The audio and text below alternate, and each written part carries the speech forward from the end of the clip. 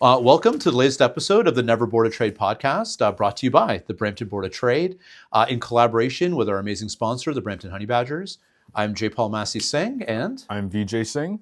And thank you for joining us once again for these conversations. We love recording them, and we hope you're enjoying listening to them. That's right. All right. Yeah. Well, Vijay, it's been a minute since we did one of these. We lost a week in there. Yeah. I think primarily due to my schedule, unfortunately, it didn't quite come together. So it feels like a lot has happened, and I don't even know how to quite distill it into a conversation. Yeah. But I think the most notable thing that's happened since we've last spoken is our Brampton Emotion Symposium. Was last week. This is our second annual of this event. I think once you do it twice, you can call it the annual. And this was really a labor of love from you. This was an inspiration you had, I guess, 18 months ago to bring it to us a year ago and to bring it back. And why don't you talk a little bit about what happened and why it exists? And then I think there's some fun stuff we can talk about coming out of Brampton Emotion. For sure, yeah, first annual I feel like is a little pretentious. Yeah. Although I have been known to do it too. That's fair. No, it was great. It was a great event. September 23rd, we put together a full day symposium, number of panels, some breakouts as well, which I'll talk about. And we had a number of addresses and things like that, all converging around the investments, both that are being made and that are needed to level up both housing and transit and transportation infrastructure in the city and in the region broadly. So as you mentioned, last year, this event was born out of a desire to do a roundtable with Mike Moffat. Yeah.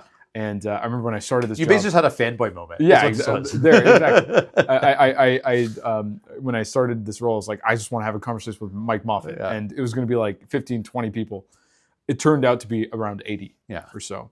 And that's when we plugged in folks like from the city, Steve Ganesh, and a few others to really flesh out a proper conversation around housing and transportation. This year, we had the benefit of some foresight and some introspection.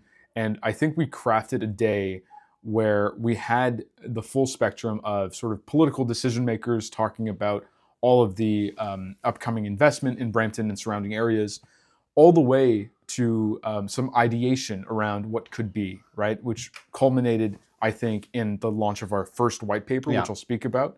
But also we had perspectives from Dr. Tara Vinodry and Michael Vickers and so on that talked about the potential of a city like Brampton to kind of punch above our weight in certain respects. And I think, I don't think we have to go through the play-by-play, but we had two ministers come out. Minister Rob Flack, the Minister of Municipal Affairs and Housing, and Minister Sarkaria, the Minister of Transportation. And with Minister Sarkaria, you had the chance to sit down with him and do a fireside chat. A lot of candor from both individuals, but in particular, Minister Sarkaria around, and he dropped a few hints around. I was actually quite surprised at how open he was. He's always a gregarious guy. And in having conversation with him one-to-one, we know he's pretty open. But it's not typical to have him with a microphone in his hand, I think, speak as openly as he did. So I think we got really fortunate. I think that the questions were well crafted. I think he has a certain level of comfort with the Brampton audience. You're absolutely right. He definitely, it's his home turf, but he definitely dropped some hints of things to come, time-wise and financially both, that I was surprised to have him say on the record. Totally, yeah. And for the record, I think that fireside in particular was a great demonstration of the work that we do in advocacy. Just maybe a week before that event, or 2 weeks before, we had a couple of conversations with some folks in the federal government around the LRT. And as we know, the federal government announced in April or March, was it? April, right before April. It was the weekend that the election was called. It was the Friday before the Sunday election call. There you go. Coincidental timing. Exactly. They announced that they're willing to come in on a cost-sharing basis for the LRT. We asked, okay, well, what is that figure? What does that look like? And they indicated that they're waiting for the province, for specifically Metrolinx, to provide some documentation so that they can get a good idea of how much this is going to cost. And we didn't have that piece of context until we had some of those conversations. And so we were able to ask Minister Sarkaria, when can we expect that documentation to flow through to the federal government? And that, I think, was the framing of that question in particular, I think, was enough for him to say, you know what, in the next few months, expect to hear something big. So I think that was a great example of, we did our homework and we had the decision maker in the room and we asked them the question. Yeah, no, I think there's actually a few things that sort of come out of that. That's absolutely one, like the importance of doing the homework, knowing the issue. I think you engender a certain amount of respect from the person you're speaking to when they know they can't fluff you off. You know the answer. We're not going to play a gotcha game with them. And had he avoided the question, I don't know how hard I would have pressed on it out of courtesy. It wasn't the right venue to grill. But I do think there is some recognition when they know you know your stuff, that they're not just going to give you the fluffy answer, and they know that the audience knows their stuff. And I think it's a little bit of both. But the other piece that I think is a lovely illustration that comes out of that is the recognition and the importance of, on any given issue, engaging with multiple tiers of government along the way.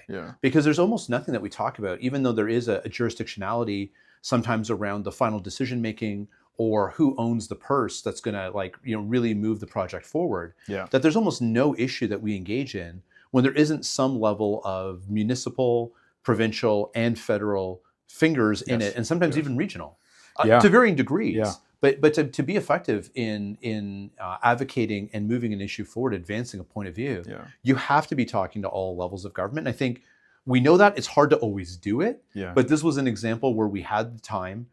We got on that call with the folks at the federal level, and we were able to make something interesting, and always had open conversation and dialogue at the municipal level. So we were able to come into that conversation armed not just with the insight of the issue, but because we knew to talk about it at all three levels of government. Absolutely. Right? Yeah, and it's a reminder as well that these non-event engagements with elected officials are just as important as the ministerial addresses and the fireside chats, right? Absolutely. So absolutely, yeah. No, that was great. And for the record, we had almost a 50% increase in turnout this year relative to last year.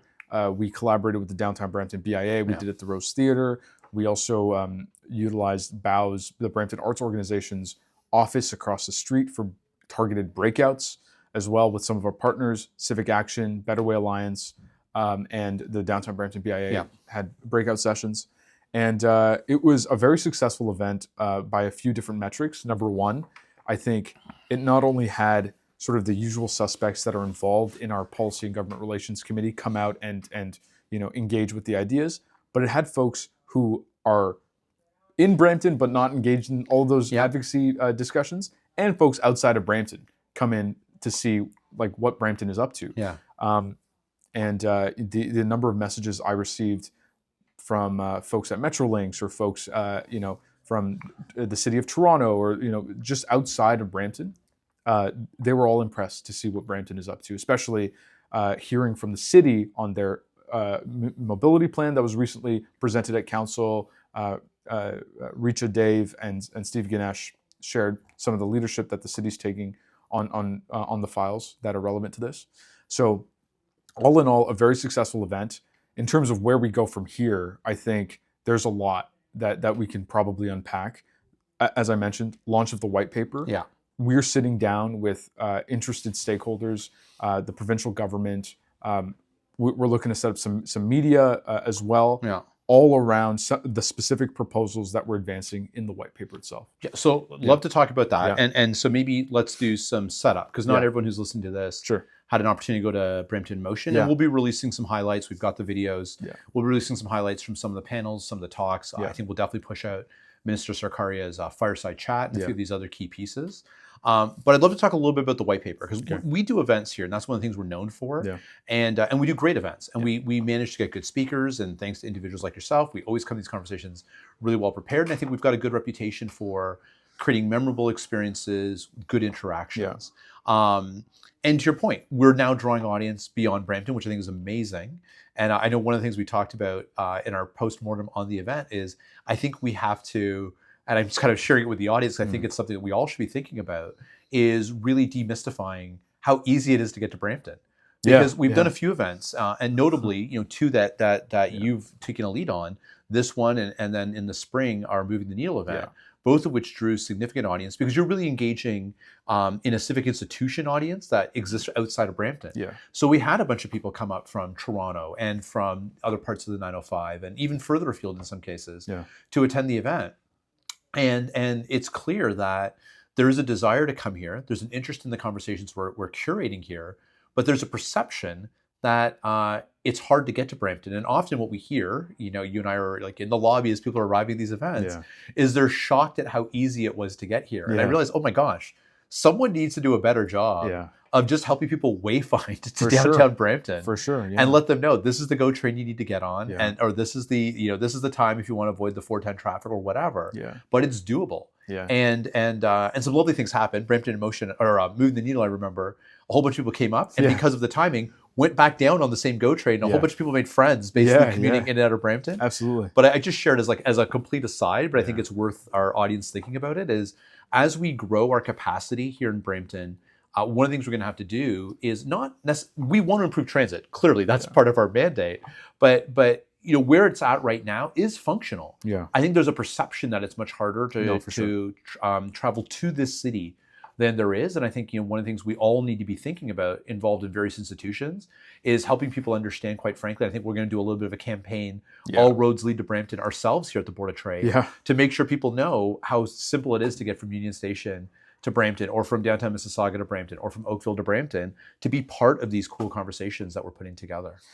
I think some people who are not from Brampton and don't engage with Brampton often, I feel like they mistake Brampton for Brantford or something, or Bradford, because people are shocked sometimes when I say that Brampton's not how that close far. to Toronto we are. Exactly. I have multiple people I know who live in downtown Toronto, and they have no concept of how close Brampton is to the downtown of Toronto. No, absolutely, absolutely. And it takes me 30 minutes on the train to get to Bloor Go. It's not far at all. We're part of the GTA. But I find that very interesting and maybe an opportunity there to demystify. But sorry, that was an aside. I just wanted to get into it because it's kind of been on my mind. But the white paper I think is the important one. And before you dive into it, the reason I paused you was to get a little bit of context. Like what was the white paper we delivered? And then let's talk about the why we did a white paper. Yeah, so it's interesting because to most people this would be a report, a policy report. And I think the reason why we're using the term white paper is that white paper is a corporate term, right? It is it's a publicly accessible document that sort of outlines the usually a product or something like that. Yeah, and I think the implication of a white paper too is that it is somewhat. It's a jargony term, but I think it applies here. It's that idea of thought leadership. Yes. It's not just a report. It's specifically the context. It's a report on something where we feel we have something new or unique to say or to add to the body of knowledge. Yes, exactly. So that was the position of this document, this thought leadership, and we utilized the insights of Jonathan English, who is a transit expert. He has a background in planning. He is a fellow at NYU's Marin Institute of Urban Management. He happens to live in Brampton, so we're very lucky in that sense. But he also used to work at the Toronto Region Board of Trade, and he was instrumental around the early thought leadership around the One Fare Presto policy that is now in place. So we were very lucky to have him join PGR for a few meetings, and I asked him, would he be interested in helping us put together this transportation white paper, building off of some of the insights from our transportation overview document that we had released, I think 2 years ago now. So he was interested, and he and I had several meetings where we scoped out what this white paper could look like and the specific areas that we wanted to address in terms of not just rail, not just two-way all-day go and the LRT, but also buses, right? Building on the success of Brampton Transit, the BRT on Queen Street, Highway 7. We wanted to talk about roads and highways, 407, the 410, and the upcoming 413, right? Are there ways to kind of, for those who know the situation with Heritage Heights, can we have the best of both worlds of the boulevard idea with this highway now bisecting the Heritage Heights area? So So we scoped it out and we understood, okay, this is actually a significant document. This is almost 50 pages worth of information. And we realized that we needed some mapping done, and we ensured that we networked with students who were interning at the City of Brampton who had a GIS background, and they contributed to the project. And essentially, the white paper, if I were to just kind of summarize it, is a collection of our thinking around various advocacy priorities as it relates to transportation infrastructure. Yeah. We're not doing original research here, right? We're not doing primary research. What we're doing is we're saying this is the state of play. These are investments that are coming. This is what it could look like, and here's all of the reasons why these things are worth investing in. Mm-hmm. So that was really the intention of the white paper, and we're already getting a lot of interest from not just the province, as I mentioned. We spoke with Minister Sarkaria. We gave him a copy of the white paper, but we also sat down with the City of Brampton, and we've sent the document to our partners at Toronto Pearson and Alto and a few others to engage with the work. And we're getting very good reception from all of these stakeholders. So no, and absolutely, and it's a fantastic snapshot of where we are right now. I think it's a very important foundational document, to your point, to synopsize where we are with various projects. I think one of the things that you didn't touch on, I think is really important too, is you listed off the various modalities that it touches on. But what it really looks at, like the piece that ties it all together, which I was really impressed when I read it, is that it does a wonderful job of bringing together a shared vision. It's not just here's where we are with micromobility and trains and whatever, but it has a vision for a community that works, that shows how these pieces not just each play a role, but how they integrate with one another. And that regional view, I think, is really, really important. So in as much as, to your point, it may not represent primary research, I don't believe that there are many documents out there that have this integrated view of what transit looks like. The city does, the municipality does, the region may. But an organization like ours, these aren't the types of things you normally see, because the stakeholders who are involved are usually only putting out materials and research and work that pertains to their specific modality. The train people like to talk about trains, the car people like to talk about cars, and so on. But to take a step back and say, here's how it can all work together. Totally. Future looking. Yes. And thinking, and I encourage people to read the white paper. We'll put the link to it. It's available online. You can download a copy. That allows you to understand how some unique solutioning with some of the various partners we've out there, whether we're talking about nation building projects like Alto or existing partners like Toronto Pearson, I think there's some really, really interesting ideas contained therein. And those aren't the types of things one normally comes across if all you're doing is going to Metrolinx's latest community engagement session. They're just not going to have that broader scope. So there's something really interesting in this paper. No, I appreciate you bringing that up, because yes, the view has from the beginning was always about integration and an integrated transit ecosystem, a transportation ecosystem that involves also roads and highways, which sometimes is kind of seen as a bit of a pariah in the sort of urban transit community. But we're seeing this as a connected ecosystem. Actually, earlier versions of this white paper, when Jonathan and I initially sat down, we talked about maybe including a few chapters specifically on housing and land use, broadly speaking, and the importance of transit-oriented communities. And then we quickly realized if we included all of this, it would be 150 pages, right? Yeah. So, maybe for a future white paper, we can tackle that. But to the point about integration, the reason why Brampton in Motion is a housing and transportation symposium is because these two ideas these two pieces of infrastructure so linked. Are linked. And, we're seeing the political understanding change around the need for improved infrastructure so that we can support housing that ultimately requires better transportation. Yeah. And the third leg of that stool, when we get there, the way these things work, these are all reflected in that business. Or like when you ask, why is the Brampton Board of Trade talking so much about transit and houses when you're a business organization? Well, when we poll our members, yes, this is what they've given back to us and say, yeah, we do care about things like taxation and minimum wage and capital gains taxes and reducing red tape and all the other things that are considered core business issues. Yeah. But overwhelmingly, the three issues that our members identify consistently over the years as being those that are most pressing are that of transit and transportation, which includes transit in terms of moving goods and people around the community, the affordability of the community, highlighted specifically by the cost of housing, because it's not in line with the wage growth in our community. Yeah. And then the third piece is that of attracting and developing individuals with the right skills, and specifically on skilled trades. Yes. And so in as much as you talked about how those two issues are linked fundamentally, foundationally, transit and housing, the third one, I would argue, is just as important. We just haven't gotten to that level of the conversation yet. But who is building this stuff? We need people. Where are the skills coming from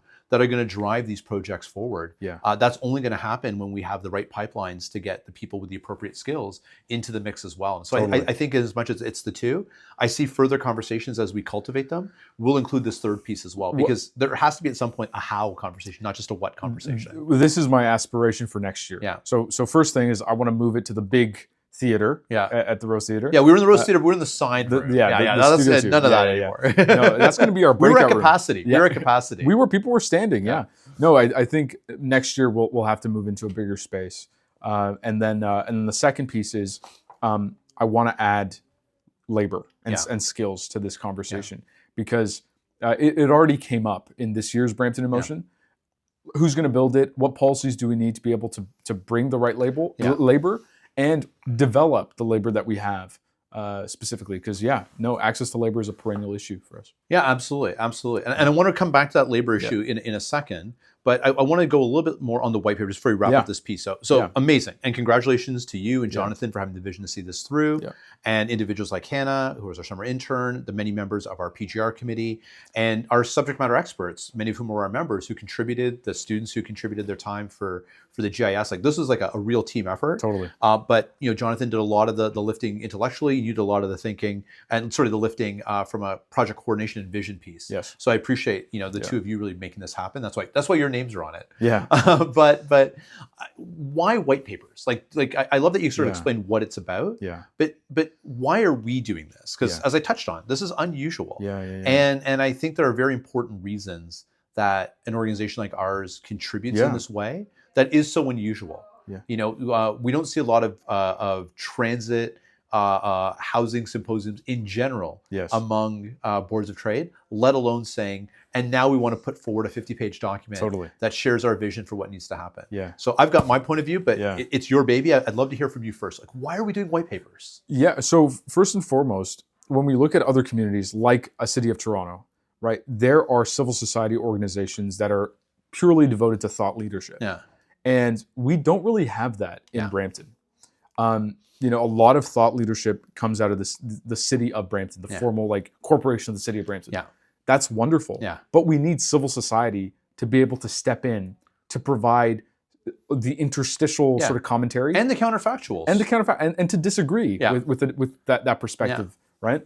So I think first and foremost, I think that it's important for someone to do it. Yeah. And we are part of civil society, Yeah. so why not us? Yeah. The second piece is, I think if we want to do advocacy effectively, right, thought leadership has to be part of it. Yeah. Because we can do the events, we can bring the right stakeholders, the ministers can do the address and the fireside, right? We can sit down with politicians and have these sort of like soft lobbying moments, right, where we do push the needle on certain things.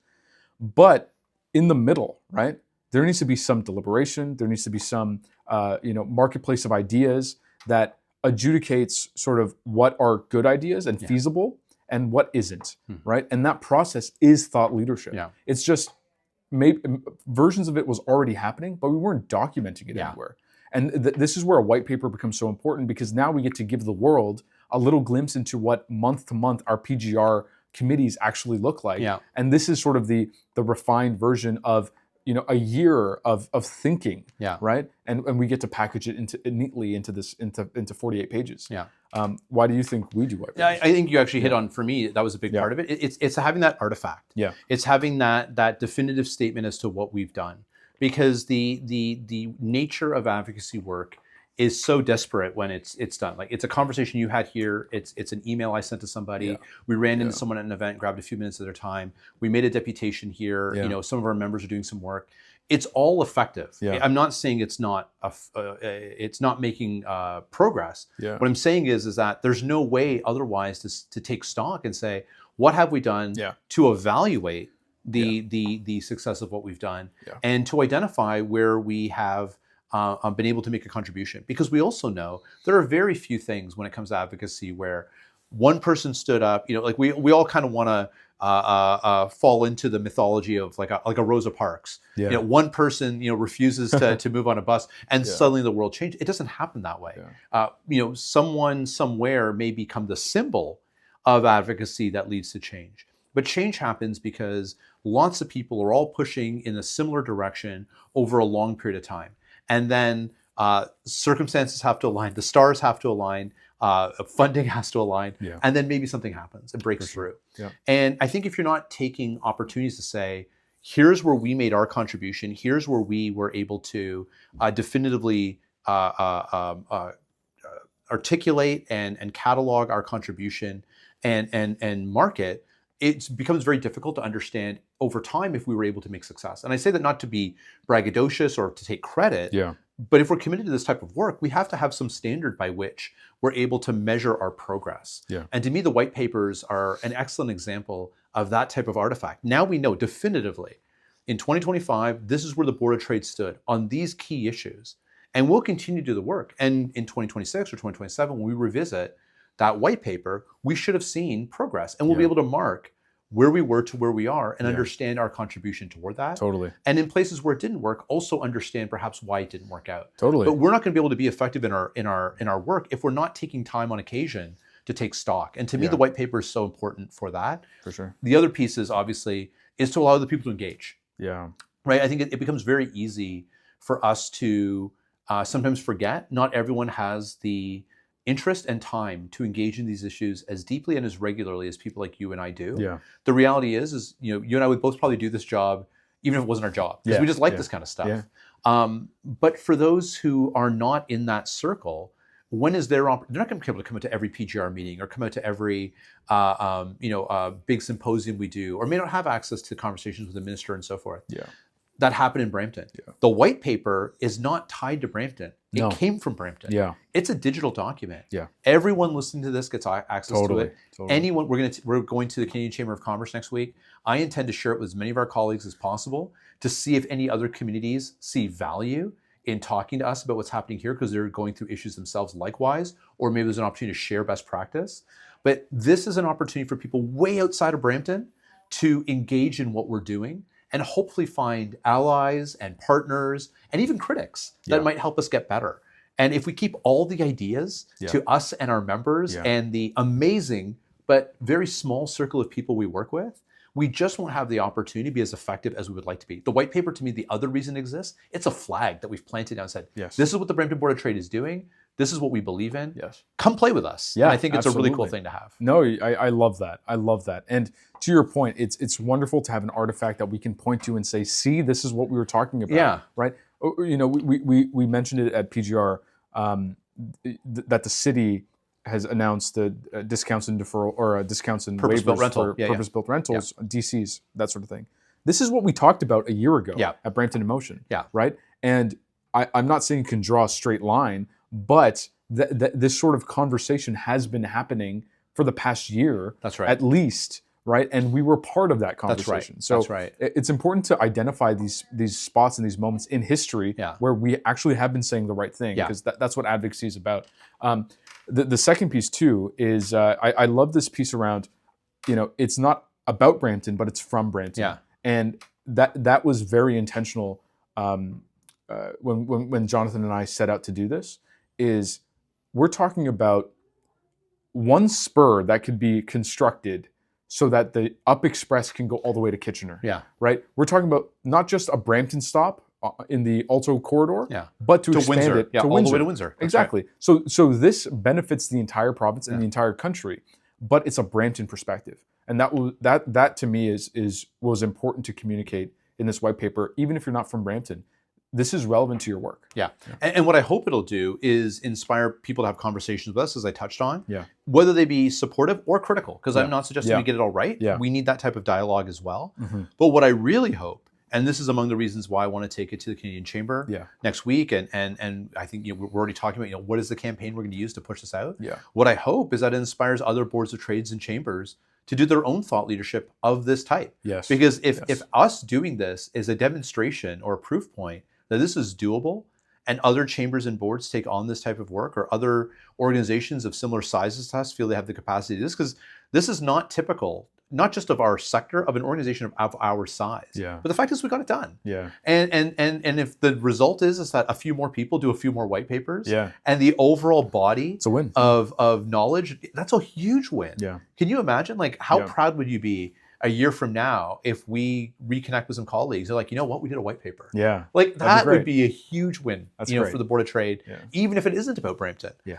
Because that really shows what the value of the work is. And we know these issues, as you touched on. Yeah. We have a local lens. These are regional, provincial, and sometimes national issues that we're talking about. Whether we're talking about a train running from Windsor to Quebec City, or whether we're talking about the types of reforms we want to post-secondary funding, to international students, to tariff relief, like a number of the issues we talk about, we take the Brampton lens. Yeah. But these are issues that go well beyond our community. Yeah. And so the more people we can engage through our leadership here in Brampton to take up similar types of activity beyond Brampton, that alone, I think, is a huge win if we can accomplish it. Even if everyone says the white paper was trash, but we went and did a better one, like that's still a win for us. Like honestly, like high five, like we did something. Yeah, we're first movers, we're inspiring people. That's right. And by the way, it's not trash. It's awesome. And please read the white paper. Yes, right.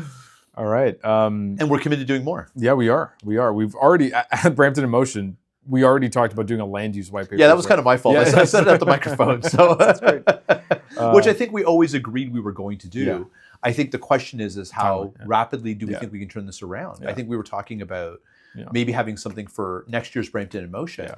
But based on the excitement around this white paper, and I think the excitement that was created around the housing panels, there was some really great conversations. We talk a lot about transportation, as we often do, but there were some fantastic conversations around the land use panels. Yes. We've had some really interesting people emerge as being interested in talking and working with us on panels and conversations in areas like affordable housing, with expertise in different funding models and different approaches to being taken to allow municipalities to be more purposeful in their development. Yeah. I think we've got the momentum to start a land use / housing white paper much sooner if we wanted to. Yeah. I don't know where we'll find the time, but I think it's doable. We got to do it. Yeah, we got the peoples. Yeah. All right. So what's our next topic? Well, I was going to talk a little bit. We talked a lot of this, a lot more than I had anticipated. So, but I like this conversation. Yeah, totally. I guess for me, I'll make it a smaller piece, and then let's talk about where we go from here. Yeah. Because in as much as because there's some certain themes, I had a different topic I want to talk about, but thematically very much the same, and that is, we have a lot of conversation with people who are coming from outside our community right now. We talked about it a little bit in the context of attending events, but I mean more so as it pertains to issues like tariff response and trade and so forth. Yeah. The increasing conclusion I'm drawing, or observation I guess I'm making, that's probably the more fair way to say it, is the acute interest that there is in Brampton in moving forward on some of these issues, particularly as it pertains to broadening trade relationships, creating opportunities for more investment into Canada, and so forth. And increasingly, I'm seeing many of the same themes emerge in these conversations that I wouldn't necessarily characterize as advocacy conversations. I'm advocating small a advocate for the Brampton perspective in much larger issues. Yeah. But thematically, because of that, feels like a lot of the work that we do on advocacy. It's multiple conversations, it's soft advocacy, it's meeting with multiple stakeholders, trying to get to decision makers, and advancing a point of view. And I just thought it was interesting. Yesterday, for instance, I got to meet with the High Commissioner from India, who's here in Canada right now on a tour, and trying to understand how, as diplomatic relationships start to get back on track between the two countries, how trade relationships can further be enhanced. They never fully went away, even when the diplomatic relationship was icy. Yeah. But now that things seem to be getting warmed up again between Canada and India, driven in no small part because of the challenges with the US, that there's a more open and a proactive conversation to be had around trade. Yeah. And it was funny, in talking to the High Commissioner, and there was a number of individuals who were invited to this event that I was able to go to, including our colleagues from Toronto Global, regional representation from the Waterloo Region Economic Development, a number of entities who do investment in countries like India and so forth, and a bunch of businesses. And the themes were it was interesting to me that the themes were so similar to the type of work we do in day-to-day advocacy, and the approach was so similar to what we do in day-to-day advocacy. And that was really around skilled trades. That's why I said I want to come back to that conversation. It was like recognizing Canada has these objectives that we want to achieve when it comes to building infrastructure. Let's just use transit as an example. Yeah. Where are the people going to come from? Where are the engineers going to come from to lead these projects? And it's almost like the two tiers. Like where are the knowledge workers that are going to come from, that are going to advance the design, the planning, the civil engineering, all that. And then where is the skilled trades component of it, of the individuals who are going to have the appropriate experience and certifications and know-how to actually build these projects. Yeah. We recognize they don't exist in Canada right now. Yeah. They're going to have to come from other parts of the world, at least in the short term, as we build out our capacity. Totally. And I'm just kind of riffing here. I don't really have a point. I just kind of like sharing it with you because we haven't had a chance to talk about it yet. But I just find it so interesting that like these issues that we have, these conversations we have around what we would consider to be advocacy issues, the impact of changes to immigration status, the closing the door, or at least not all the way, but certainly closing it partway on international students and so forth. Like we think about these issues in terms of how they impact the academic sector. We think of these issues in terms of how they impact, certain types of businesses. But we realize, like fundamentally, our economy is as a whole right now because of decisions that were made that were very much politically driven around, certain individuals, individuals coming from abroad to Canada, immigrants, newcomers, international students, people coming on work visas, but are now actually limiting our capacity to be responsive in this very specific crisis we have right now around trade and tariff.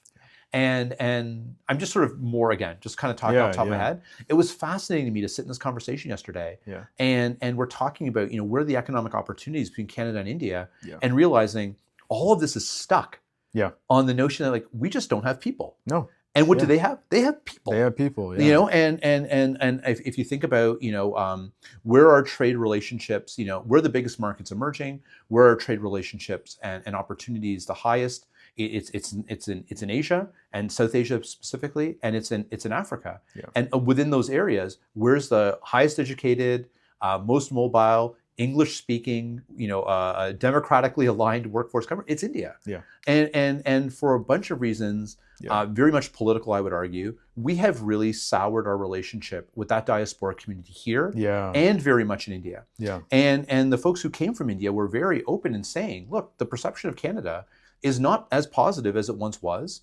Stronger language was used to say, look, they feel that those immigrants and newcomers and international students were largely scapegoated for issues like affordability and so forth in our community, and challenges in getting entry-level jobs that are much more systematic and structural issues than they are the fault of any one group of people coming here just looking for work.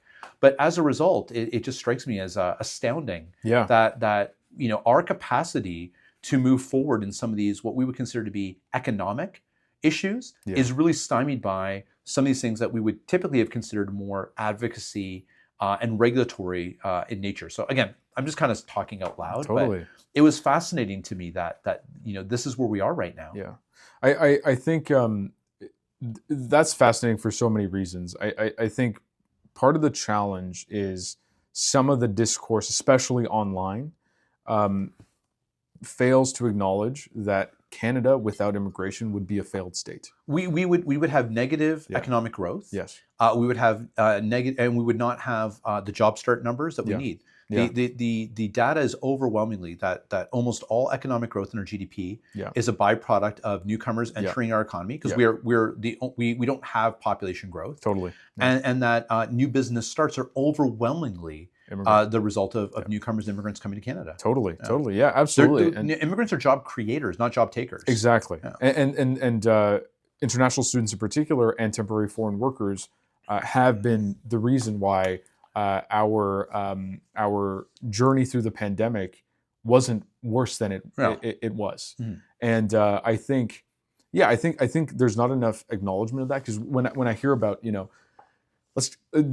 jobs should be for Canadians, or and all of that rhetoric, right? Problematic for a number of reasons, but it's also a fundamental misunderstanding of our economy. Yeah. And I think to your point, what was mismanagement of the economy on the part of various levels of government, it was quickly pivoted into, well, it's because we let too many people in, which doesn't make sense. If you look into it, it's actually because we let people in that it wasn't worse. Yeah. Right? Yeah. So I absolutely agree with you there. And I think the second piece that's interesting, and this will probably be reflected at some level with our CUSMA submission, but we had Jonathan English on the podcast several months ago now. And we talked a lot about embracing European standards, which are de facto global standards, right? I think it's a blessing and a curse that we're neighbors with the U.S. I think it has led to, of course, a lot of prosperity, but it's also narrowed our thinking, and it has attached us to a very American way of thinking about infrastructure, thinking about big projects, but also thinking about how we can go about our relationships with the rest of the world, because we're sort of following the lead of the U.S. Yeah. So I'm hoping that the silver lining of some of the protectionism we're seeing south of the border leads to a more global perspective in Canada. Yeah, absolutely, and I think we're starting to see that. And I appreciate, again, just talking this out with me, because I don't know if I've fully processed all of this. Is we're definitely seeing more of that. So I cited the example of India just because it's the recency bias, right? That's who I met with yesterday, and we have a lot of ongoing conversations about folks from India. And by the way, I think we'll have the High Commissioner here in Brampton the next couple of weeks. That's great. To do this sort of similar conversation with Brampton businesses and our academic partners in particular around how we can build some more pathways to help facilitate in very targeted ways. And I think that's where our advocacy, I can see it going, is recognizing that it's going to be difficult to turn the entire boat as it pertains right now to temporary foreign workers and international students, because again, I don't think the political will is there right now. And the Prime Minister has been very clear about his desire to reduce by 2% the overall number of individuals who are in the country under those designations, which, by the way, it's 7%. Moving down to 5%. Like, this is not the majority of Canada by any means, although it's perceived as being so. So I don't see a wholesale change in that posture. But are there opportunities for us to advocate for specific sectors or specific types of roles? Nursing being one, for instance, as we have this the gray wave coming, or that we're living in right now. We know our healthcare system is not going to be able to keep up with the changes that are coming in the demographics, not because of technology or infrastructure, although the latter has some impact to be sure, but just in terms of people. We don't have enough healthcare workers, and we can't graduate them fast enough here. So is there an opportunity, for instance, to build better pathways to bring in nurses from India and do the appropriate upskilling if necessary to make them appropriate for a Canadian workforce? I think there's solutioning like that we can be very specific in our advocacy and start building stuff out. But long story short, I bring it up to say, we're getting these types of conversations with lots of different countries. So as you know, because you're in the office when I am as well, lots of folks coming from West Africa, as we're seeing more and more of that diaspora community here in Brampton. We're getting more and more outreach from those partners, other countries in Central America and Europe as well, as everyone is trying to figure out, what does the new landscape, what does the new marketplace of the globe look like? And I think you're right. I see it even in myself in having conversations with these individuals. I catch myself with my thinking being somewhat limited as to what that relationship could look like, because I'm caught in the trope of this is how we do business. And I'm not necessarily agreeing or disagreeing with your comment about being American influence, although I suspect you're correct in that. I'm just more so saying our perspective is not global enough, to be sure. And there's definitely a Canadian bias around this is how we do things. While failing to recognize the rest of the world is not waiting around for us. They're giving us opportunities to engage, but we have to be more flexible in our mindset around everything from academic credentialing to business norms in order to, and cultural norms in order to be part of the economy that's now being established in the world. Now that the world as a whole is started saying, we're not comfortable with the American way of driving how global economics works. Yeah. So there is something very important to what you're saying there right now, because I catch it when I have conversations with people. I don't think I'm a closed-minded individual, but there's I have this way of looking at a problem, and I realize their perspective is, it's not even we think about it differently because we're from here. We just think about it differently because we think globally. And Canadians, I think very, we're very parochial. In as much as we are a country of immigrants, and I think we are very open to different points of view culturally, we're very close-minded from a business perspective. Totally. And it's remarkable to me. I would go so far as to say arrogant in the way that we approach other cultures and other markets. And I think we're going to have to learn some humility if we want to be part of what's coming. Wow. Yeah, no, there's a lot to parse out there. Yeah. It's so abundantly, and particularly when you're in rooms like the one I was in yesterday, when you have a predominance of Canadians sort of saying, here's what we're prepared to do, and then you have someone from another country saying, yeah, we appreciate that, but you understand that's not what we need or want. Yeah, exactly. We got that covered. Yeah. And that's where that arrogance comes out. Absolutely. Right? It was we don't need these parts of what Canada has to offer. There's a lot of opportunity for relationship, but don't think we're the smartest guys in the room anymore. Don't assume that all R&D comes from Canada. Although we're very strong in certain areas like AI and others, there's certainly opportunity. I'm not suggesting that we failed, but we can't just have this blanket approach to say the Canadian way is the right way. No, exactly. There are areas, healthcare, medtech, AI, natural resources, energy, where Canadians are still considered global leaders. But it's not a blanket statement anymore. Absolutely correct. Absolutely correct. And actually, I want to credit Amisha, who's on our board.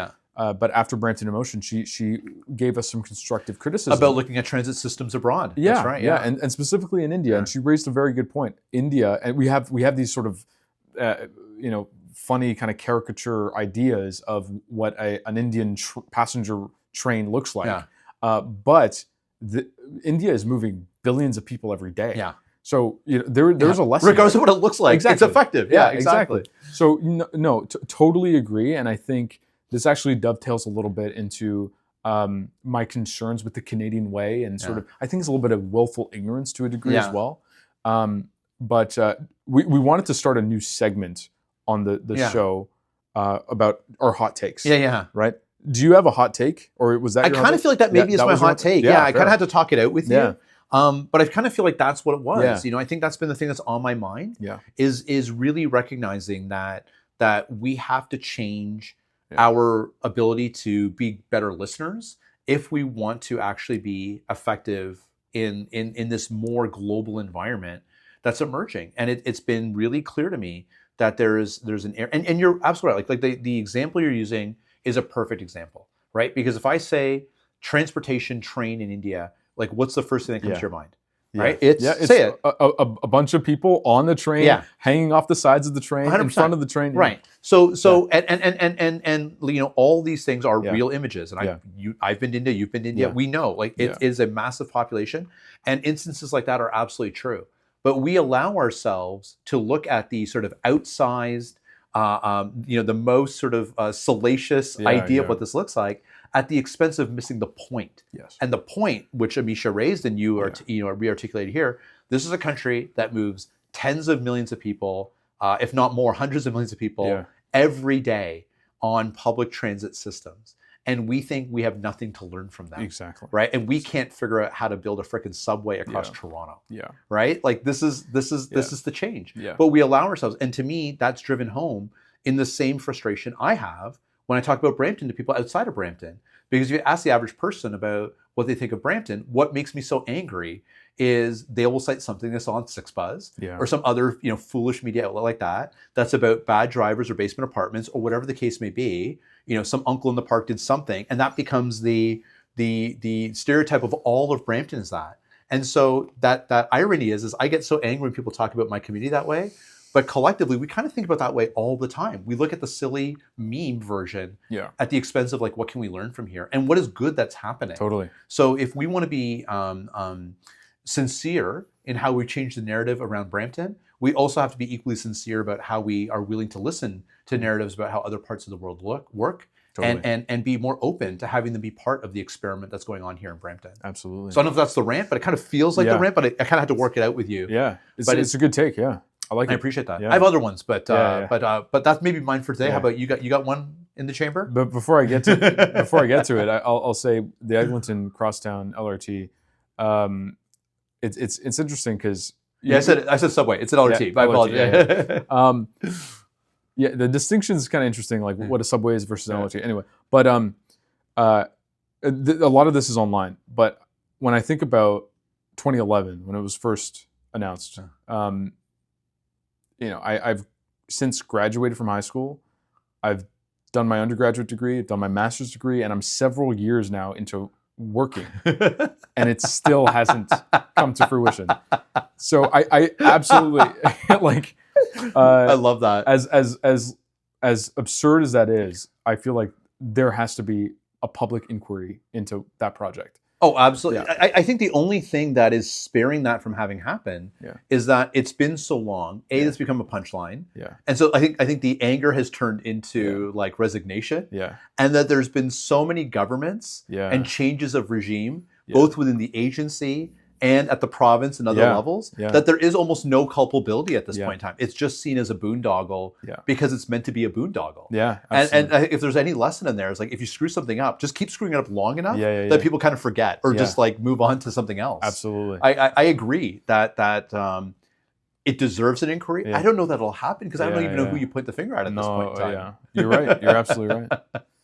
Yeah, so my take for this week is I'm going to borrow an American example, but it is that social media is to the First Amendment what the AR-15 is to the Second. Oh, okay. Yeah. Oh, wow. Yeah. And so we have to ban it. no, essentially that there's this sort of kind of quixotic idea, post-Enlightenment idea around free speech. Yeah.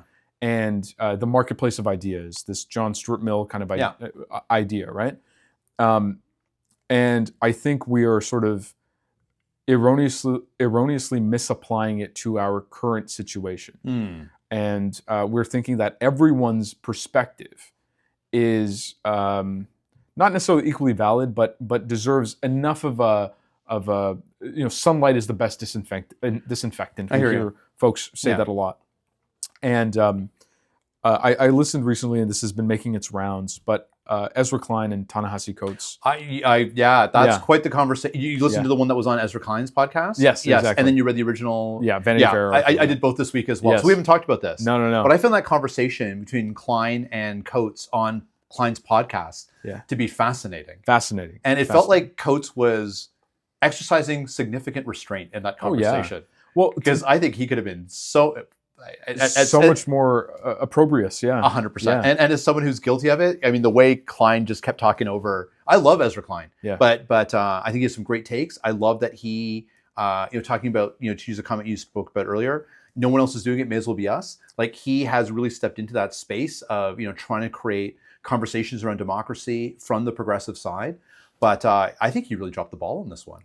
No, I agree, and it's kind of funny because there are moments where he's saying, let's not go back too far into history. That but this is what we're here for. Exactly. But to me, that conversation was essentially a conversation between someone who sees politics as real life versus someone who intellectualizes politics. That's right. And it sees politics in the abstract. 100%, because that was the contrast. Ta-Nehisi Coates is talking about lived experience of African Americans. Yes. And so for him, there is no opportunity to think about it in the sort of esoteric terms that speak to the purpose of discourse. Yeah. He's talking about the real way in which policy smacks people in the head. And Klein was not capable of that conversation.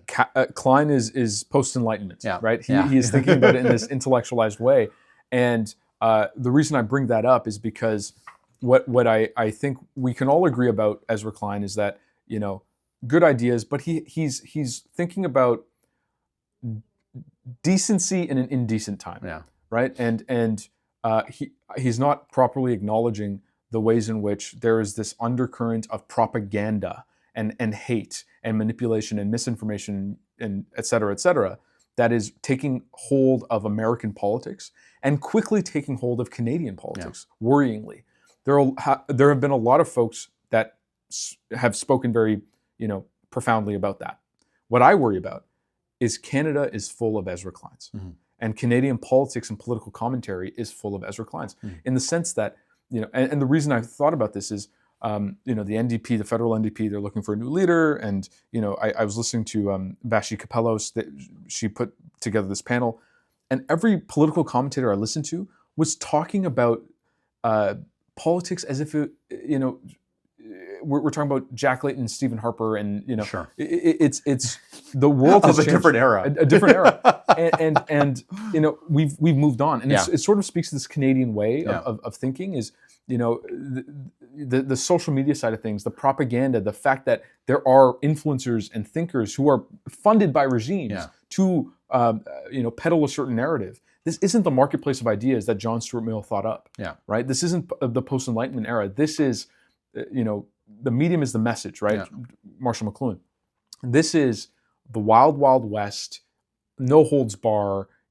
Everyone is just like guns a-blazing, shooting each other, and that's why I think the Ezra Klein kind of thinking, that's actually the most dangerous in my view, because it almost doesn't see reality. It doesn't see the state of play, and I worry that so much of Canadian politics is using an antiquated model to solve for a situation or solve a problem that, frankly, they don't even see. I appreciate you bringing this up. So that's a great take. Yeah. And I appreciate you bringing that up. And I can't believe we hadn't talked about the podcast, because I thought that podcast was fascinating.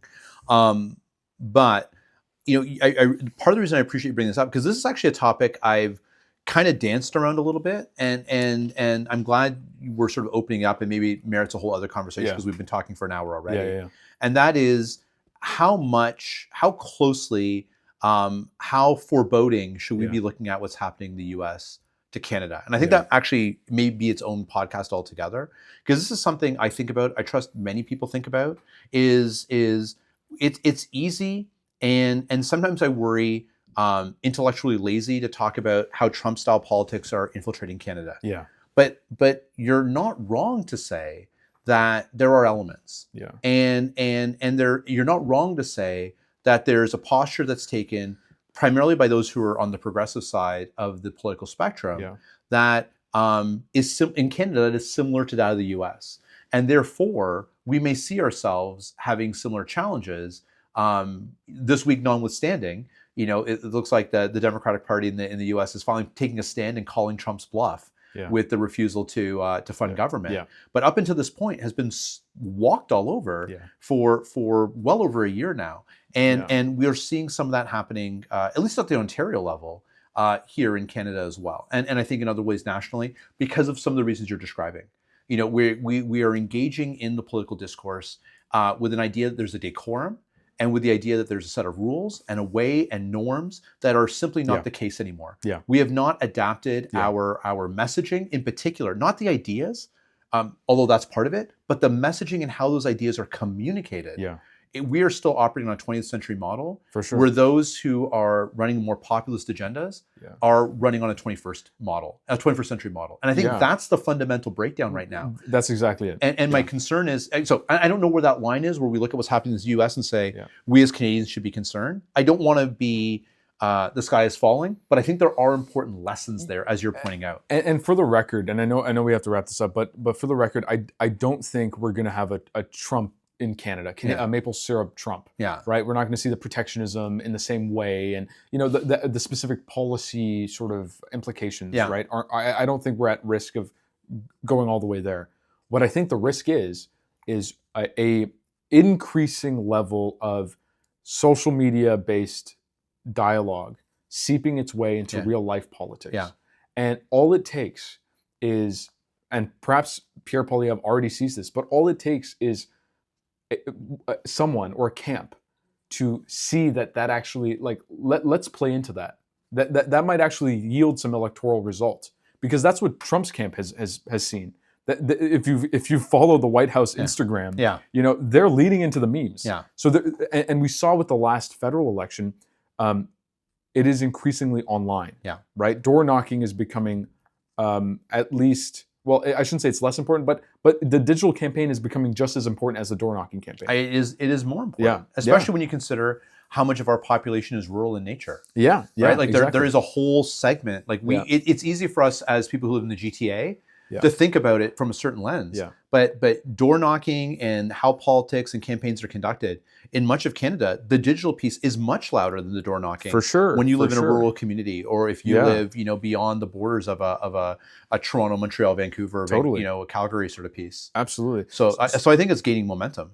Yeah. So exactly. So to summarize, my concern is, I think very soon Canadian politics will become increasingly online, and that will lend itself to more extreme voices. So that I think is coming. But the worry that I have is we'll have a bunch of people like Ezra Klein who take way too long to acknowledge that fact. Sure. Yeah. Or never. Because at the end of the day, he was called out by a very, very articulate, well-informed, passionate voice who has lived experience. Yeah. And at the end of that podcast, I still didn't feel like Ezra got it. No. Exactly. So to your point, like it's not just that they can't be there; they may not ever quite see it. And I thought that was remarkable that they managed that conversation.